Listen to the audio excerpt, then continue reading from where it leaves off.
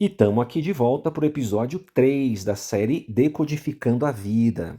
Nos últimos episódios, a gente aprendeu a agir com calma e com precisão cirúrgica.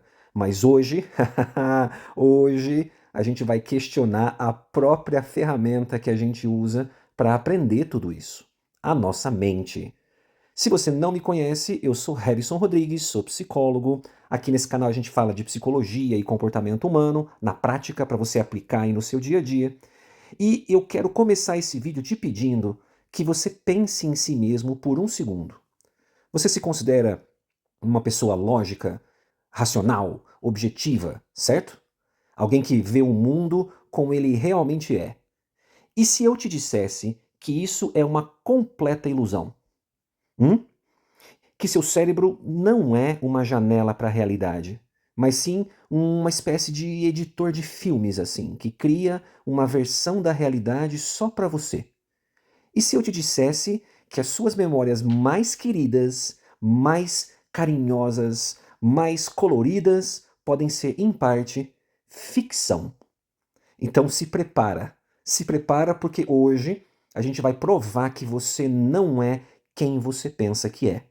Vamos falar sobre os dois maiores mentirosos da sua vida: os seus vieses cognitivos e a sua memória. Assim como nos dois primeiros episódios, vamos dividir esse vídeo em duas partes, para ficar mais didático e fácil de você entender. Na primeira parte a gente vai falar do viés cognitivo e da segunda de memória. Então vamos lá, parte 1. O seu cérebro tendencioso. Tendencioso porque ele tende a colocar filtros na realidade. Então vamos começar com a verdade mais desconfortável de todas. O seu cérebro não é uma máquina de buscar a verdade. Ele é uma máquina de sobrevivência, que se disfarça de máquina da verdade, vamos dizer assim. E para sobreviver, ele usa atalhos. Guarda essa palavra na cabeça, atalhos. E esses atalhos são o que a gente chama, em ciência psicológica, de vieses cognitivos. Pensa neles assim como filtros do Instagram, para a realidade, não para uma imagem, né? Rodando 24 horas por dia aí na sua cabeça, sem que você perceba, ou seja, de forma inconsciente. Então deixa eu dar uns exemplos para você entender um pouco melhor. Viés de confirmação. Para mim, ele é o pai de todos os vieses, assim, porque ele faz com que você procure, interprete e se lembre das informações que confirmam aquilo que você já acredita. Você não está buscando a verdade, você está buscando validação daquilo que você já acredita.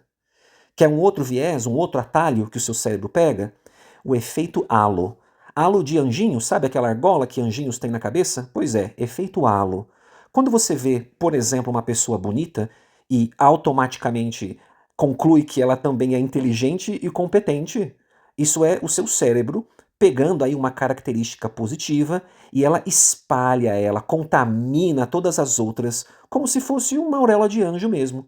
Quer dizer, só o fato da pessoa ser bonita, você automaticamente já conclui que ela é inteligente e competente também. Esse é um atalho que seu cérebro pega. Quer mais uma? A aversão à perda é também um viés cognitivo bem comum. Por exemplo, a aversão à perda é a dor de perder R$ 100 é psicologicamente 2 vezes mais forte do que o prazer de ganhar os mesmos R$ 100. O que isso quer dizer? Quer dizer que o seu cérebro ele está programado para odiar perder. E esse aqui é fantástico, que é um dos que eu mais gosto. Chama o viés ator-observador. Se você observar isso aqui acontecendo, muita coisa legal muda na sua vida, tá? O viés ator-observador é quando você comete um erro, você conclui que é por causa de circunstâncias, dos eventos, do contexto. Então, eu me atrasei porque o trânsito estava horrível. Agora, quando outra pessoa comete o mesmo erro, aí você conclui que é por causa do caráter dela. Ele se atrasou porque ele é um irresponsável. Então, para nós mesmos, nós somos os atores complexos num palco meio difícil, assim. E os outros? O que os outros são? Os outros são só observadores com falhas de caráter. Você está entendendo o que eu estou te dizendo? Estou te dizendo que quando você comete um erro, é só o contexto, é só a circunstância, tem uma explicação para isso. Quando outra pessoa comete erro, você tende a julgar a personalidade dela, o caráter dela.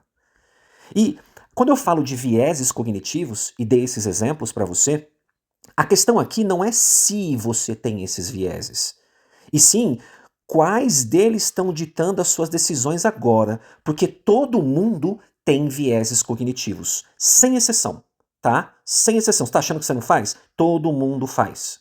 Mas a questão é que, se todo mundo faz, inclusive eu, e eu não consigo escapar disso, então eu poderia desenvolver uma estratégia, né? Tipo, parar, pausar e me perguntar se eu tô agora, nesse momento, sob efeito de algum viés.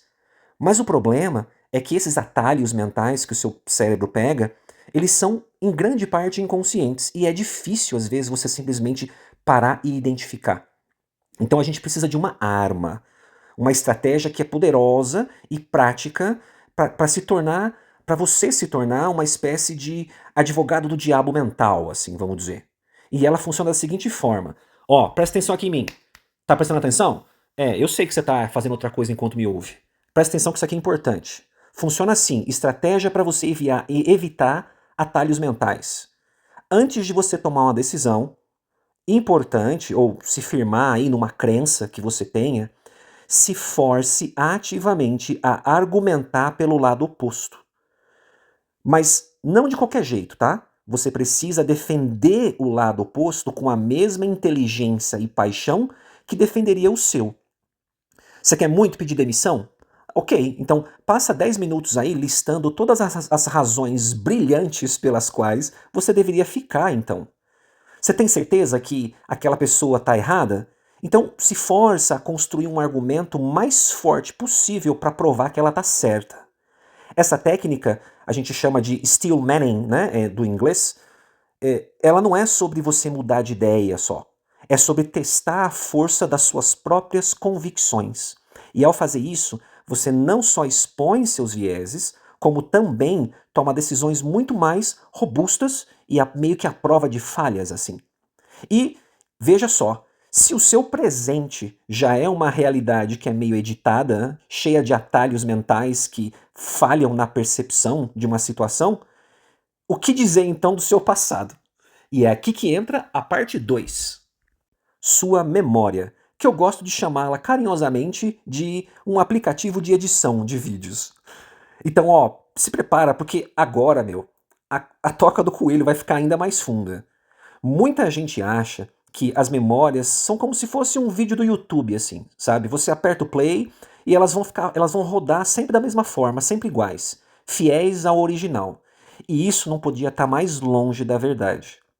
Você tem que pensar na sua memória não como um vídeo que toca sempre a mesma coisa, mas sim como uma espécie de editor mental mesmo, aquele aplicativo de edição de vídeo que você usa para editar, sabe?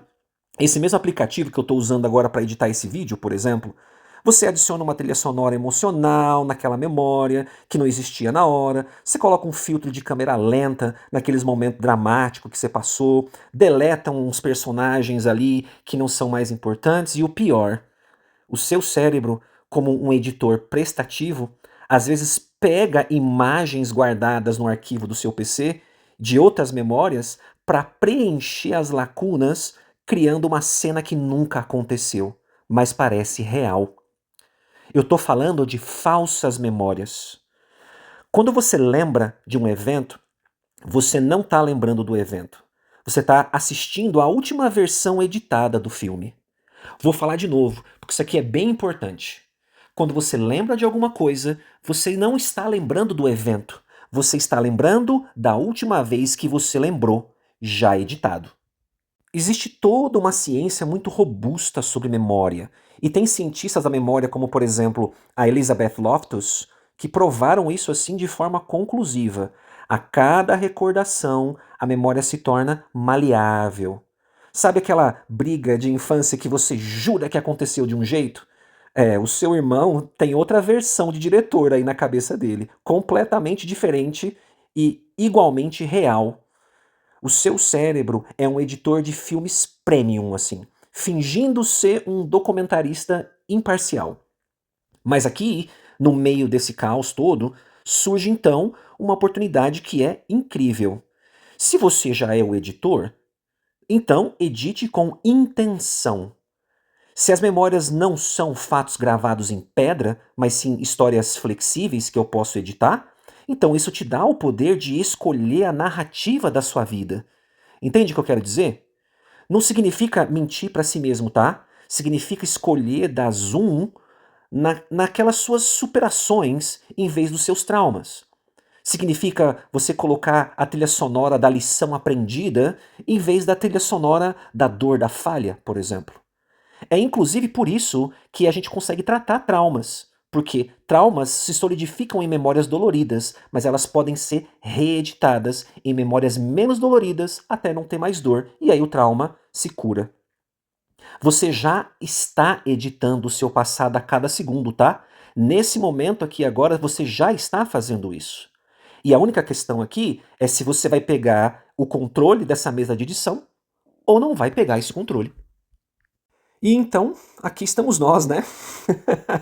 Descobrimos que a nossa percepção do presente é distorcida por filtros invisíveis, por atalhos mentais, e que a nossa visão do passado, nossa memória, é um filme que a gente mesmo reescreve. E isso é motivo de desespero? Não, de forma alguma. Isso é motivo para humildade e liberdade. Ter a humildade psicológica para admitir que talvez a gente não tenha tanta certeza das coisas assim, sabe? E liberdade para não ser prisioneiro de um passado que talvez nem tenha acontecido exatamente como a gente lembra. Bora fazer um desafio da semana para você então? Vou fazer igual eu faço com os meus clientes de consultório. Vou mandar uma tarefa de terapia, né? E por quê? Porque eu quero que você colha benefícios práticos mesmo, que você não fique só assistindo o vídeo sem aplicar nada. E vão ser duas, na verdade, dois desafios. O primeiro é você praticar aquela ideia de ser uma espécie de advogado do diabo mental, como eu falei na primeira parte do vídeo, para você evitar esses atalhos mentais. E a segunda é você pegar uma memória forte que você tem e se perguntar com curiosidade genuína: o que aqui nessa memória é material bruto e o que aqui é minha edição? E uma ótima forma também de fazer isso é você perguntar para os outros se eles lembram da mesma coisa que você lembra. E agora que a gente questionou nossa própria mente consciente, no próximo episódio a gente vai mergulhar ainda mais fundo no nosso piloto automático interno. A gente vai falar de forças que realmente ditam 90% das nossas ações, nossas emoções e nossos hábitos. Até lá, então, lembre-se, não acredite em tudo que você pensa. Um abraço e bons pensamentos.